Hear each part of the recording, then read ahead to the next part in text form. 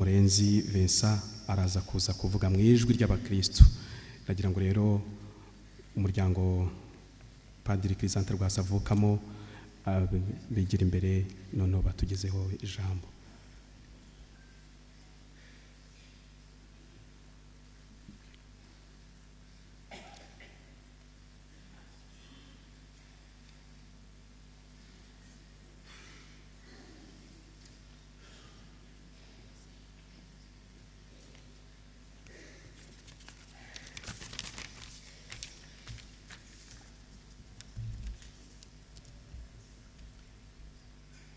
Nyiricyubahiro Antoine Cardinal Kambanda, Archiepiscope wa Kigali, basenyeri bamukikije,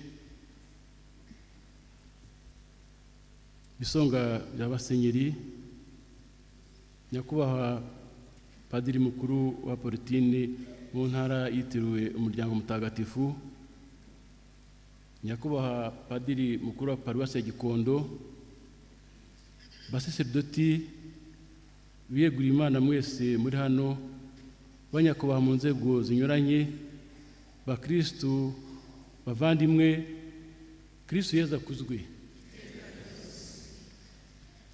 Mbanje gushimira Imana iyo tubashishije kuza guherekeza umuvandimwe,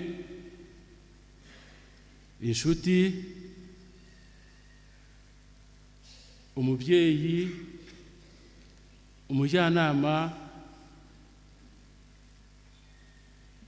muri iyi minsi yose, mu myaka yose twari tumaranye. Padiri Crisante mu buzima bwe hano kuri iyi si ntigeze arangwa n'ubunebwe muri byose. Abakristu ba hano muri Paruwasi ya Gikondo nibo bahamya babyo, kuko muri iyo minsi tumaze barabitugaragarije. Padiri Crisante rero yagiye kwiha Imana abyifuza cyane cyane koko, kandi yarayikoreye cyane, ndetse anakora imirimo ihesha Imana ikuzo aho yagiye aba hose mu maparuwasi atandukanye. Ibikorwa bye byinshi yabikoreye hano i Gikondo. Yitaye ku bantu b'ingeri zose mu buzima bwe. Abo bantu benshi kuba baje kuza hano mu buhamya bwatangiwe hano, izo ngeri zose zaragaragaye. Ibyo yakoraga byose akorera abandi, ntabwo yigeze yirengagiza umuryango we, birumvikana. Umwihariko nawe yageneye umuryango we. Ibyo yakoze byose turabimushimira.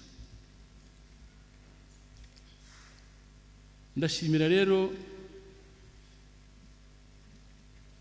muri aka kanya, ndagira ngo mbikuye ku mutima mu izina ry'umuryango wa Gatandatu Christian, nshimire umuryango wa Padiri wa Portine yabayemo, bamubereye ababyeyi, abavandimwe. Ndashima rwose ukuntu mwamurwaje kugeza ku isaha ya nyuma. By'umwihariko munyemere nshimire Padiri mukuru w'umuryango wa Portine intara yitiriwe umuryango mutagatifu, nyakubahwa Padiri Eugene Niyonzima. Sinzibagirwa ushyashyana cyane igihe Padiri Crisante yari atangiye kugaragaza ko afite ububabare bw'umubiri, dore ko yiyumaganyaga cyane. Wowe ubwawe wamwijyaniye Igikungu. Mugezeyo muganga ababwira ko bikomeye, ntiwigeze uruhuka, ahubwo wahise ukora ibyihuse, maze umuherekeza no mu bitaro by'i Nairobi mu gihugu cya Kenya. Nta kindi twe dushoboye nk'umuryango, icyo tukwifuriza nuko Imana yagukomereza iyo ngabire yo kwita ku ushinzwe no kwita ku ntama zayo muri rusange. Mu rwego rwo gushimira kandi ndashimira abakristu bo mu maparuwasi atandukanye yabayemo, cyane cyane nyine ahangaha Igikondo, kuko ariho yamaze igihe kirekire. Mu mibereho yacu nabo batugaragaje ubucuti ndetse n'ubuvandimwe mu bihe byose twagiye tugira mu muryango wacu, haba mu birori by'ibyishimo, haba ndetse no mu byago. Ntabwo rero nasoza ntashimiye kandi mushiki wanjye Theodosi, niwe wenyine wari hafi ye, niwe tubwiraga amakuru ye. Hari igihe yatubwiraga ati nyamara padiri nubwo bari mu kutuvugisha twese, kuba yabaga tuvugisha nk'uko nyiricyubahiro Arkiyepiskopi yatubwiye ati ko yavuze ko akomeye, imbere akomeye, inyuma nyine ariko imbere akomeye. Yaratuvugishaga kuko tukumva nta kibazo. Ariko nanone mu burwayi bwe umuryango yari yaratubwiye ko yisabiye Imana ibintu bibiri. Yaravuze ko yayisabye ko yazamuha amahirwe kugira ngo azizihize yubile y'imyaka 25. Nyuma akongera akamusaba ko yabonaga arembye ngo izamuhe abashe guherekeza papa we. Ibyo byose Imana yari bimuhaye. Ndabwiza ukuri ko dutegura yubile ye, ninjye mukuru, ninjye ukuri umuryango, yarambwiye ati ndagira ngo mutegure umunsi mukuru wa yubile yanjye. Padiri, turategura umunsi mukuru, ariko ko mbona ufite intege nkeya, wagerageza yubile ukazayihiziriza aho uri, ntibyashoboka byo. Arambwira ngo nimutegure umunsi mukuru wanjye. Avuga mu Gifaransa ngo comme si de rien n'était.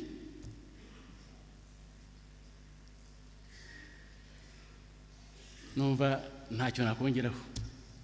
Umunsi mukuru tarawutegura, ariko ndamenyesha ko niba uruteguye ahubwo, kuko ibitekerezo bye nibyo twagenderagaho, inama niwe waguziyoboye. Byanagenze gutyo n'igihe cyo guherekeza muzehe. Papa Padiri Crisante yaravuga ati tugomba guherekeza papa neza. Byahere ari mu bitaro twagize tukajyana papa muri palliative care muri hospice Kabuga. Yaravuga ati mugomba gukora ibishoboka byose, ntakajya yagira umunsi n'umwe muba muramutamugezeho. Ubundi muzehe amaze kwigendera rero aravuga ati dugomba gukora inama yo kugira ngo duherekeze muzehe neza mu cyubahiro. Inama asa nkaho ari uwo yiyoboye pe, uburyo twebwe ku bwacu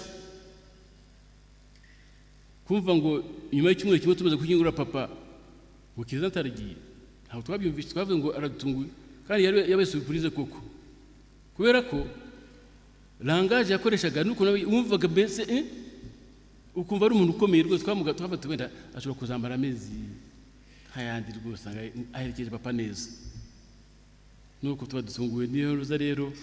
Ariko Imana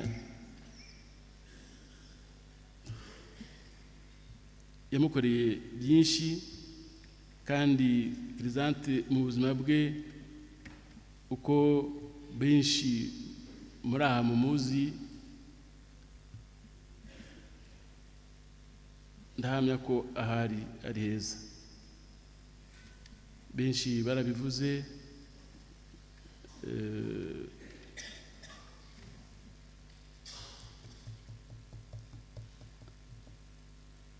Crisante ntabwo umuntu yabasha kumuvuga ngo arangize ibye.